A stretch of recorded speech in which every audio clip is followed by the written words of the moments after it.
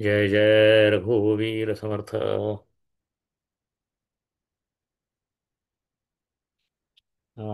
तुकारामांचे गुरूंच्या संदर्भातलं अभंग आपण घेणार होतो. पण नेमकी माझी ती वही आहे ती तिकडे कॉलेजमध्ये राहिली, त्यामुळे आपण आपला क्रमानं जे अभंग आहे तेच करूया. पुढच्या वेळी मी ती घेऊन येईन मुद्दाम, आणि मग आपण अ, ते अभंग घेऊ. तुकारामांचे खरं दोन गुरु आहेत. एक आध्यात्मिक गुरु आहेत, ते बाबाजी चैतन्य म्हणून आहेत. आणि ते त्या भागातलेच आहेत, ओतूर वगैरे भागामधले आहेत. पण ते बाबाजी चैतन्य आहे, ही चैतन्य परंपरा म्हणूनच आहे. म्हणजे राघव चैतन्य, बाबाजी चैतन्य, अशी ती केशव चैतन्य अशी परंपरा आहे. तर त्या परंपरेचा पण आपण थोडासा अभ्यास करू. आणि त्यांना स्वप्नात दृष्टांत झाला होता, प्रत्यक्ष भेट झाली नाही. पण तो अभंग आपण घेतला आहे, पण तो परत घेऊ एकदा. ही संप्रदायाची चर्चा करू, तो अभंग घेऊ. पण तुकारामांचे दोन गुरु आहेत. म्हणजे एक दुसरे गुरु नामदेव आहेत, आणि ते कवित्वामधले गुरु आहेत. आणि दोन्ही गुरु त्यांना स्वप्नात भेटलेले आहेत. आणि स्वप्नामध्ये आमचे चैतन्य जे भेटले ते अगदी गंगा गंगा, म्हणजे आमच्याकडे प्रत्येक नदीलाच गंगा म्हणायची पद्धत आहे आपल्याकडं. म्हणजे इंद्रायणीला गंगाच म्हणायचं, तिथले तिथले लोक गंगा म्हणतात. असं धार्मिक स्वभाव प्रकृतीचे लोक आहेत, ते आपल्या जवळच्या नदीला गंगा म्हणतात. ही भारतातली श्रद्धा आहे. तर ते गंगा स्नान करून मी येत असताना मला ते भेटले, असं असं तुकारामांनी उल्लेख केलाय. पहाटे स्वप्न पडलं, आणि त्या स्वप्नातच मी गंगा स्नान करून, म्हणजे नदीवर स्नान करून वर येत असताना समोरून ते आले. आणि त्यांनी माझा नमस्कार स्वीकारला, आणि मला जय जय रामकृष्ण हरी हा त्यांनी मंत्र दिला. आणि आपली परंपरा सांगितली परत. असा तो गुरु दृष्टांत त्यांना झाला. आणि आपली परंपरा सांगितली की राघव चैतन्य, केशव चैतन्य आणि मी बाबाजी चैतन्य, असं सांगून जय जय रामकृष्ण हरी म्हणले. आणि मग ह्या गुरूंची सेवा काही आपल्या हातून झाली नाही ह्याच्याबद्दलची खंत व्यक्त करून त्यांनी तो त्यांचा अभंग संपवलेला आहे. असा असा तो अभंग आहे. दुसरा अभंग आपण त्यावेळी घेऊ, तो नामदेवे स्वप्ना माझी येऊनी जागे केले, असा असा अभंग आहे. स्वप्नातून नामदेवाने मला उठवलं, किंवा स्वप्नामध्ये येऊन नामदेवाने मला जागं केलं, आणि मला कवित्वाची स्फूर्ती दिली, असं असं सांगितलेलं आहे. आणि तू उरले ते शेवटी लावी तुका, असं सांगितलं. मी मी जेव्हा नामदेव अवतारामध्ये होतो तेव्हा शतकोटी अभंग करीन तुझे. आपण अभंगाची संख्या सांगितलेली शतकोटी, कारण नामदेवांनी शतकोटी तुझे अभंग करीन असे विठ्ठलाला वचन दिलेलं होतं. आता शतकोटी कसं करणार आहे काय आयुष्यामध्ये? तर ते म्हणले की आता हे उरलेलं काम तुला पूर्ण करायचं आहे माझं. उरले ते शेवटी लावीत तुका, असं त्यांनी नामदेवानी ह्यांना सांगितलं. की त्याचे दोन अर्थ आहेत. एक, माझे उरलेले अभंग शतकोटीमधले जे आहेत ते तू कर, आणि शेवटी तुका म्हणे ही सही करायचे तुला आता मी अधिकार देतो, असं म्हणून तो मागं विठोबा हसतोय आणि आशीर्वाद देतोय. आणि पुढे नामदेव मात्र उच्चार करतायत. विठोबा बोलत नाही आहेत, पण नामदेव बोलतायत. आणि कवित्वाची स्फूर्ती विठ्ठलाच्या साक्षीनं नामदेवाने दिली. असं म्हणून तो जो अधिकार तुकारामांना प्राप्त झाला, गुरूंकडनं आलेले आध्यात्मिक प्रसाद, आणि हा साहित्याचा आणि सरस्वतीचा प्रसाद नामदेवांच्याकडनं आलेला, त्यानंतर तुकारामांचा जो आत्मविश्वास वाढला त्याला तोड नाही. आणि तो साधनेतूनच येतात असे दृष्टांत. ते काय कोणाला अशी स्वप्न वगैरे काय पडत नाही. ते तर आपल्याला सर्वसाधारण परीक्षेत नापास झाल्याची, बस चुकल्याची अशीच अशीच पडणार स्वप्न. म्हणजे त्याला काय आपला नाईलाज आहे. पण असं गुरु भेटले तर स्वप्न पडणं ह्याला तळमळ तेवढी असायला लागते. आणि मग ते गुरु भेटतात. आणि आपल्या परंपरेमध्ये असंही सांगितलं की गुरुच्या शोधात तुम्ही जाऊ नये, तुम्ही गुरुच्या तळमळीमध्ये राहावं. तर गुरु तुम्हाला शोधत येतात, तुम्ही गुरु शोधत जायचं काय कारण नाही. ते तसले म्हणजे ट्युशन शोधत गेलं तर काय ते. तर ते लौकिकामध्ये ठीक आहे. पण आध्यात्मिक अभ्यासामध्ये गुरु तुम्हाला शोधत येतात. ते व्यक्तिगत स्वरूपात तुम्हाला भेटले नाही तर स्वप्नात भेटतात, आणि तुम्हाला शांत करतात आणि मार्ग दाखवतात. अशी आपल्याकडे श्रद्धा आहे. त्यामुळे आपण आपला कस वाढवत नेणे, योग्य वेळी गुरु आपल्या वाट्याला येतातच. ती आले नाही तर आपली तेवढी तयारी अजून व्हायची आहे असं समजायचं, आणि स्वतःवर काम करत राहायचं. असा असा संकेत आहे आपल्याकडे. तर आपण हे दोन गुरूंचं वर्णन सांगणारे अभंग एकत्रित पुढच्या वेळी बघू. मी ती वही आणली की, बरं का. आज आपण आपल्या नेहमीच्या क्रमानं बघू. हा जो पहिला अभंग आज मी घेणार आहे त्यामध्ये शब्दज्ञानावर फार कटाक्ष होता तुकारामांचा. हे ज्ञान म्हणजे शब्दज्ञान असं म्हणणाऱ्या सगळ्या लोकांवर त्यांनी चाबकाचे फटकारे सोडलेले आहेत. कारण हे शब्दाचं ज्ञान असतं ते आध्यात्मिक ज्ञानाची गोची करतं, असं त्यांना म्हणायचं. आध्यात्मिक खऱ्या अध्यात्मापासून, पांडुरंगाच्या पायापासून दूर काय नेत असेल तर ते म्हणजे तुम्हाला ज्ञान झालेलं आहे, ही भावना, ही जाणीव तुम्हाला पांडुरंगापासून दूर नेते. इथंपर्यंत की भक्तीतून सुद्धा पांडुरंग मला सापडला अशी भावना जेव्हा नामदेवांना फार दृढ झाली, तेव्हा त्यांचं गर्वहरणचा पूर्ण योजना विठोबांनी ज्ञानेश्वरांच्या, निवृत्तीनाथांच्या आणि मुक्ताबाईच्या द्वारा राबवली.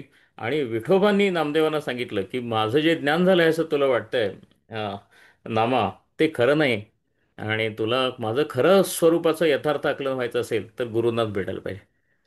तर अं, तर शब्द ज्ञान जे आहे किंवा शब्दातून व्यक्त होणारं ज्ञान आहे ते भक्तीतून मिळवलं असेल ते, ह्याच्या मर्यादा फार स्पष्ट होत्या तुकारामांना. तो केवळ त्यांच्या त्या सततच्या साधनेतून त्यांना ह्या मर्यादा स्पष्ट झालेल्या होत्या. बाहेर बघायला गेलं तर सामाजिक उतरंडातनं ब्राह्मणांचा त्रास होता असते, म्हणजे चोखोबासारख्या भक्ताला दर्शन घेऊ न देणे, तुकारामांच्या गाथा बोलवणे अशी पवित्र कार्य ब्राह्मण करतच होते. पण त्या पलीकडे ब्राह्मण जे ज्ञानाचं प्रदर्शन करत होते, हा, आणि जसं वागत होते, मुख्य म्हणजे त्यावर भयंकर कोरडे आमच्या संतांनी ओढलेले आहेत.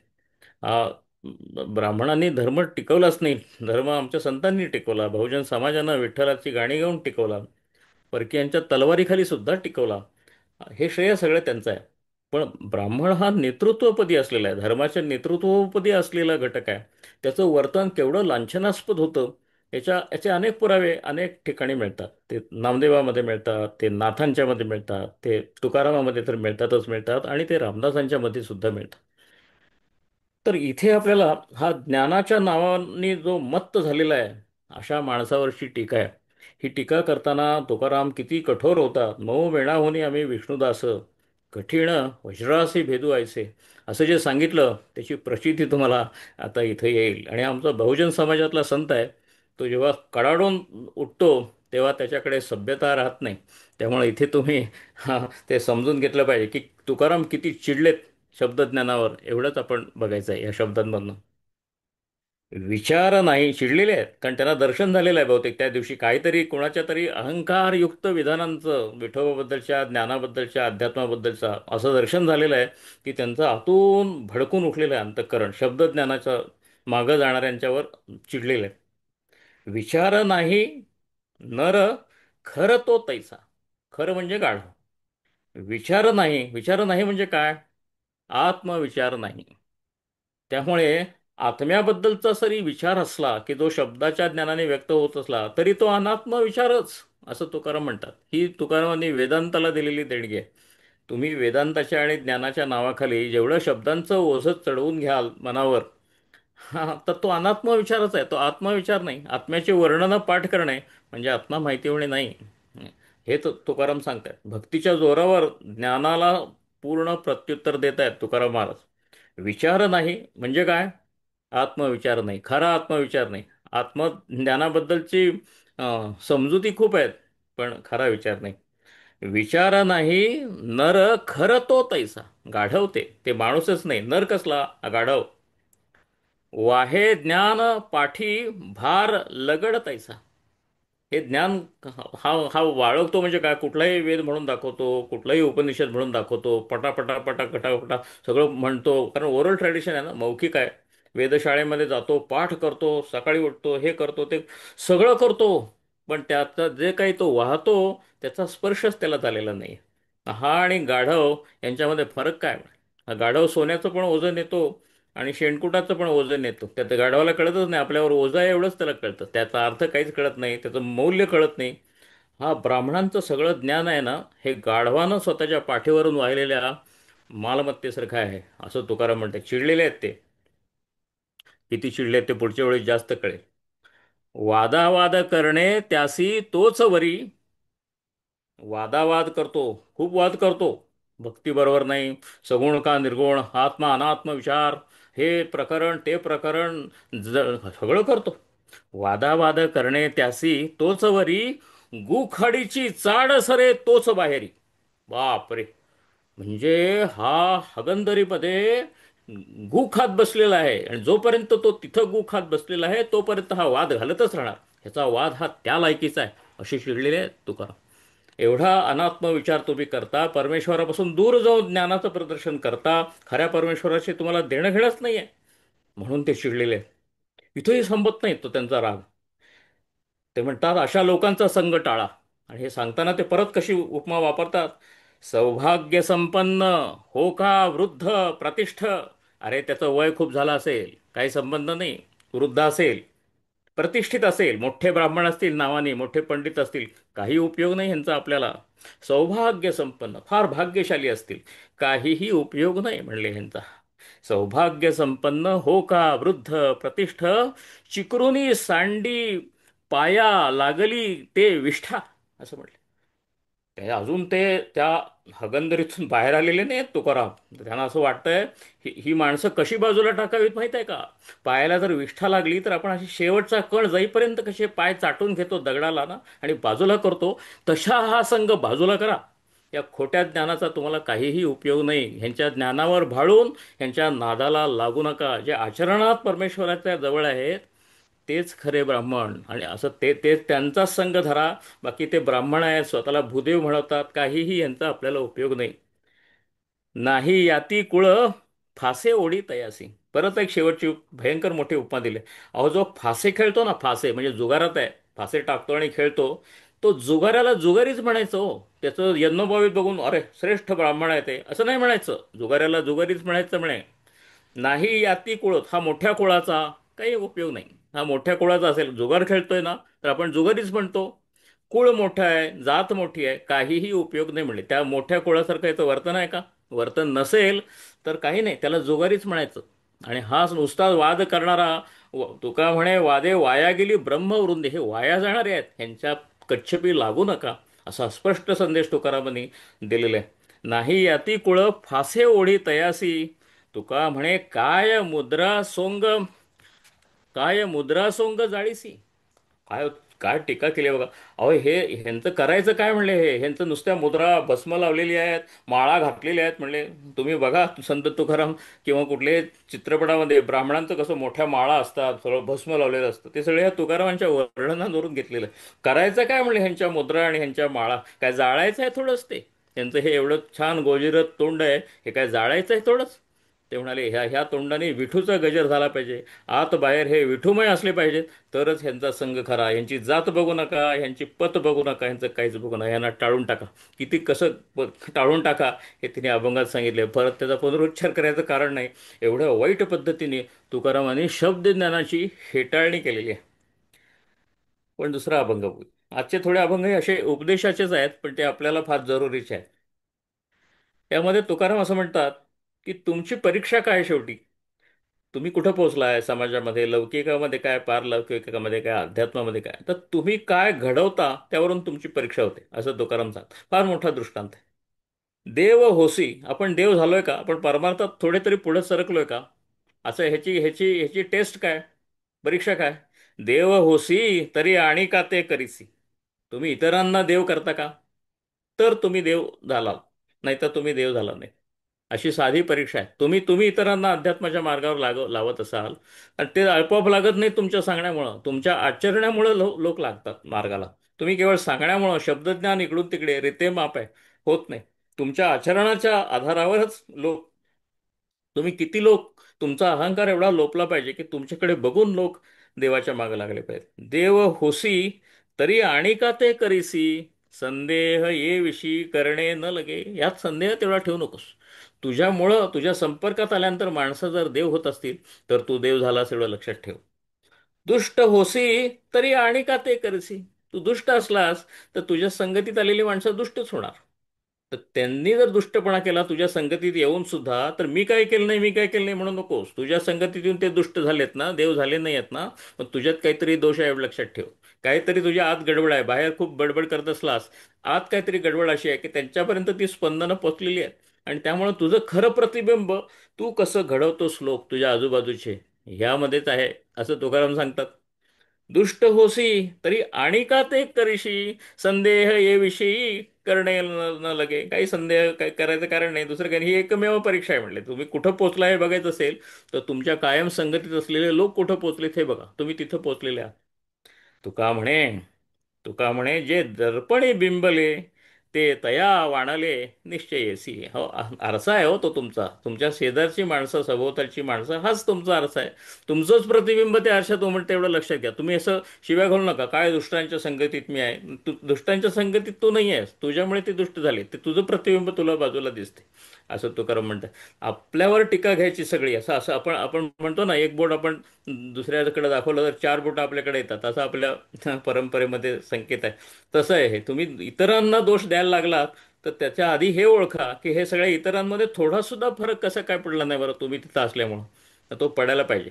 किमान मग तसं म्हणजे तुम्ही तो प्रयत्न करत राहायला पाहिजे आणि ते थांबवायला पाहिजे की मी दुष्टांच्यात कसा अडकलेलो आहे, अशी स्वतःची दया करत जाऊ नका. तुम्हीच ते आहात, त्यामुळे ते तुमचा अंश आहेत, एवढं एवढं लक्षात ठेवा, असं तुकाराम साधनेचा भाग म्हणून सांगतायत तुकाराम हे पथ्य. परत एकदा आपण टीकेकडे आलेलो आहे. तुकारामांचे टीकेचे अभंग फार प्रखर आहेत. आता हा ही ब्राह्मणांच्या कारण ब्राह्मण हा समाजाचा नेता आहे ना, तर त्या नेत्यानं त्याला साजेलसच वागायला पाहिजे. तो तसा वागत नाही आहे, म्हणूनची खंत नाही, संताप व्यक्त केलेला आहे तुकारामांनी. कली धर्म मागे सांगितले संती. संतांनी सांगून ठेवलं कली धर्म म्हणजे काय होतं, कलियुग आलं की काय होतं. तर हे उच्चवर्णीय लोक आहेत, तो त्यांचा वर्ण बाजूला ठेवतात आणि अतिशय शारीरिकदृष्ट्या असं वागायला लागतात. आपण आत्मा आहोत हे विसरतात आणि शरीराचे लाड करायला लागतात. ब्राह्मणांचं ब्राह्मणत्व लोप पावणे, याचाच अर्थ कलियुग येणे असा आहे, असं सांगतायत. आणि ब्राह्मणांच्या आचार विचारातून ते कलियुग कसं आलंय आता हे सांगतायत. कलिधर्म मागे सांगितले संती, आचार सांडिती द्विजलोक. द्विजलोक आहेत ना, द्विज म्हणजे काय, ट्वाईस बॉर्न, दोन वेळा ज्यांचा जन्म होतो त्यांना द्विज असं म्हणतात. आपल्याकडे ब्राह्मण आणि क्षत्रिय ह्यांना द्विज म्हणतात, कारण त्यांचं यज्ञोपवीत घालायचा त्यांना अधिकार आहे.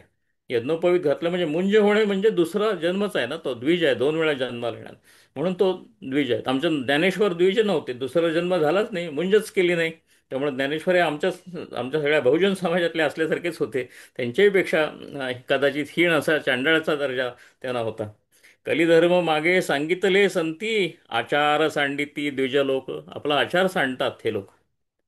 तेची कळो आता येतसे प्रचिती.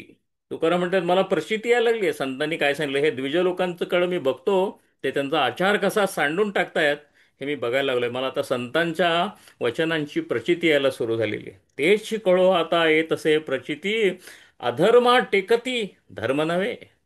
धर्म टाकून देतात आणि अधर्म पत्करतात.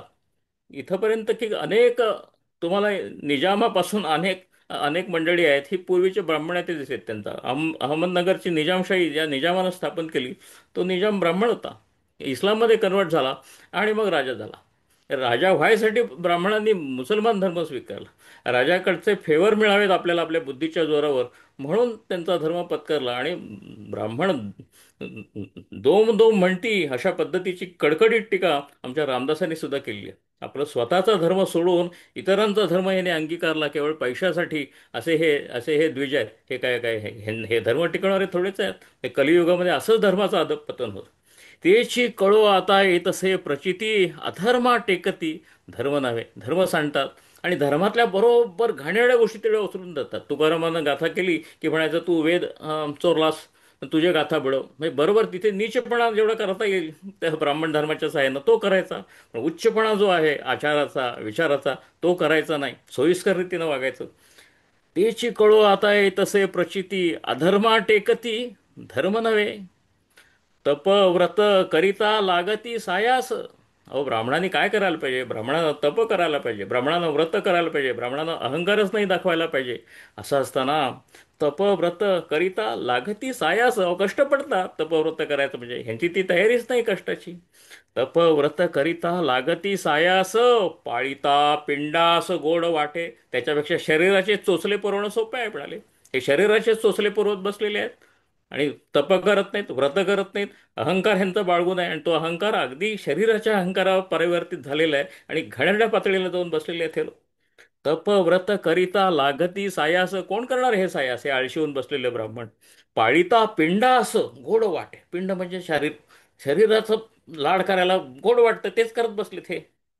देव म्हणून न येती देवळा. बघा तुकारामांचं कसं म्हणणं आहे ते. ब्राह्मणाला भूदेव म्हणायची पद्धत आहे आमच्या चातुर्वर्णामध्ये. आणि स्वतःला देव आपण स्वतःला देव समजण्याची ब्राह्मणाला फार आवड. स्वतःला देव म्हणवून घेतात. आणि स्वतःला देव म्हटल्यानंतर हे देवळात कशाला येतील? कारण देवळातल्या देवाचं दर्शन हे कशाला घेतले? ते स्वतःच देव आहेत असा ह्यांचा समज होऊन बसलाय. देव म्हणून न येती देवळा. आणि देवळात आमचे तुकाराम बाबा बसलेले आहेत, त्यांचं कीर्तन ऐकणार कसं ते शूद्राचं? येणार नाही. ते देव घरातून समजा घरात बसलेले आहेत. देव म्हणून न येती देवळा, संसार वेगळा तरी का नव्हे, असं तुकाराम विचारतायत. अरे पण मग संसार बाजूला टाक ना, तू देव आहेस ना. तू देव झालायस तर संसाराचे मोह लोभ तुला एवढे काय आहेत ते बाजूला टाक. आणि समाजामध्ये फिर, सेवा करत काहीतरी इथं चांगले चांगलं कर.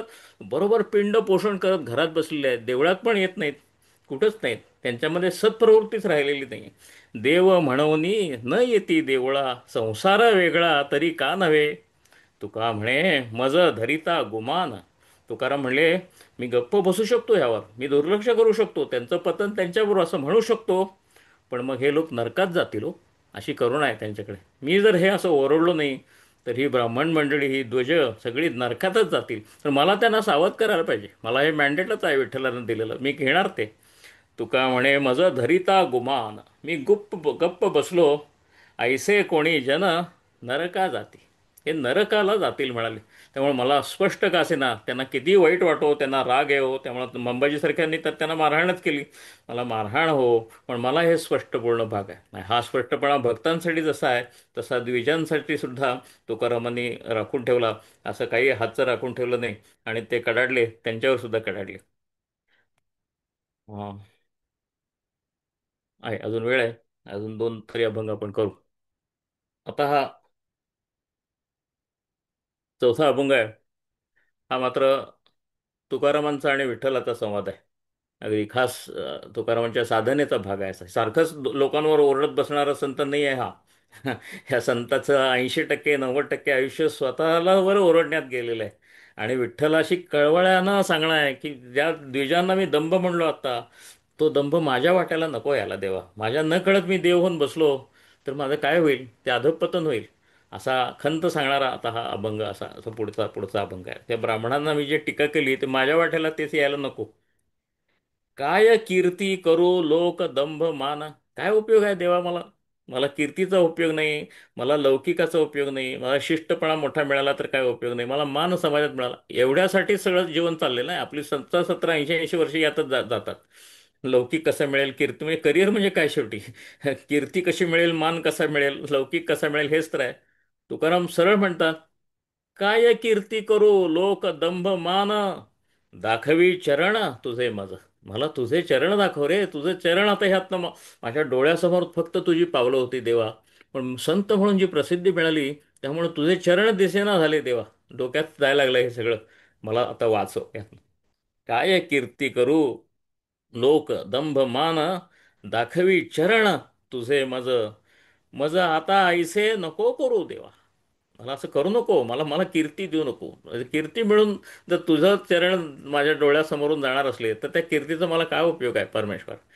मज आता ऐसे नको करू देवा, तुझा दास जावा वाया विणा.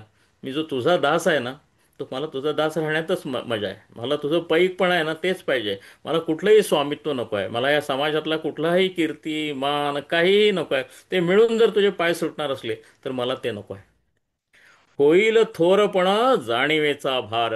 इथे बरोबर त्यांनी ब्राह्मणांवर ज्यासाठी टीका केली त्याची त्यांना भीती वाटायला लागली की आपल्याला पण जाणीवेचा भार बरंच काय काय कळायला लागले आता. असा तर भार होत नाही ना. हा जाणीवेचा भार म्हणजेच गाढवाचं ओझं जे सांगितलं मगाशी, तर मी पण तो ओझे वाणारा गाढव तर झालो नाही ना. परमेश्वरा तेवढं माझ्याकडनं हो, ते पातक माझ्याकडनं होऊ देऊ नको. होईल थोरपण जाणीवेचा भार. मला थोरपण येईल, मला काहीतरी खूप कळतंय असं अशी जाणीव होईल, भार होईल. मी म्हणजे मी पण गाढवच होईन त्यांच्यासारखा. होईल तोरपण जाणीवेचा भार. पण खरी वेदना काय आहे? दुरावेन दूर तुझ्या पायी. तुझ्या पायापासून लांब लांब लांब जाईन परमेश्वरा. कृपा करून मला जाणीवेचा भार देऊ नको. कृपा करून मला फार मोठा करू नकोस. आणि लोक मला थोर म्हणणारच हो, त्यांना काय कळते? तुकाराम असं म्हणतात, ते अज्ञ लोक आहेत. त्यांना थोडे अभंग करून दाखवले की जे नामदेवाच्या आणि विठ्ठलाच्या कृपेनं मी बोलतो. ते अभंग मी म्हणून दाखवले की लोकांना वाटतं हा काय संत झाला मोठा, त्यामुळे ते येऊन माझे पाया पडतात, लोटांगण घालतात. ते लोटांगण घातले की तुझ्या पायांपासून मी लांब जातो परमेश्वरा.